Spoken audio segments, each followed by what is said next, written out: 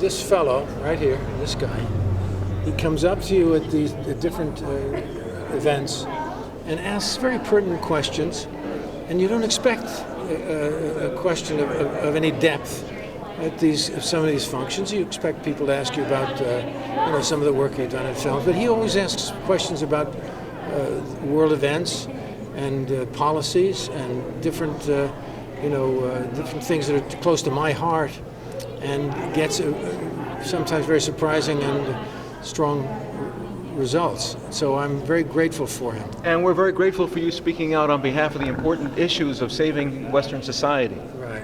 Yeah, well, thank you. It's a pleasure. We hope to be able to keep doing it. The reason why I'm very grateful for you is because the mainstream press in our country at this point is in a stilted form. We have people who are afraid to cross a line to make uncomfortable the people who are really doing a lot of things that are damaging our relationship to our allies throughout the world.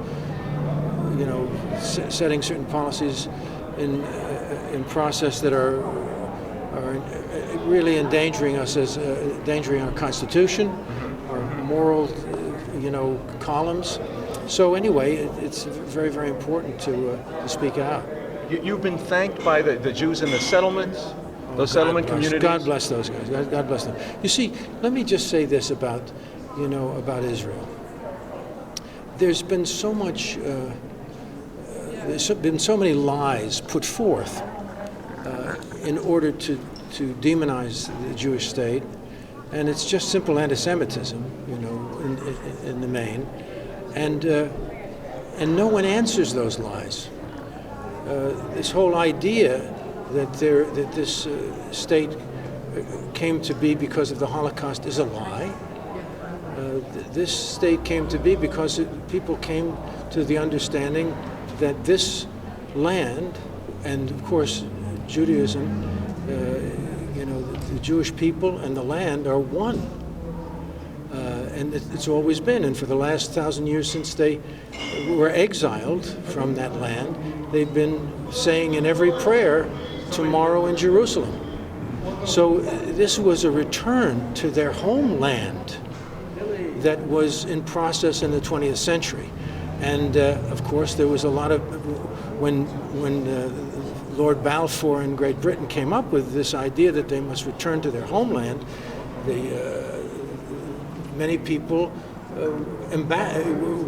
felt that the anti-Semites of the world came forth and tried to diminish it, and then when it was put into a legal form by the people who won the First World War and the League of Nations, when they said we're going to accomplish this, we're going to have the British are going to see that this thing happens, this unfolds, that the Jews will be returned to their homeland.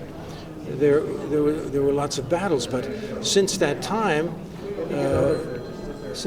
we've seen this nation come to be, and we've seen them defend themselves against 5 Arab nations that are sharing borders with them, and surviving each one of these battles. And in the meantime, these nations that defied the United Nations,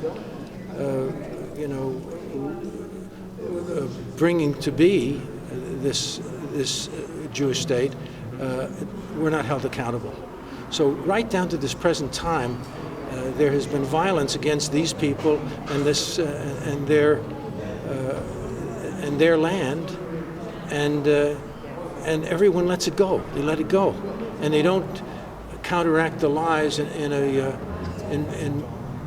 formal way in the United Nations.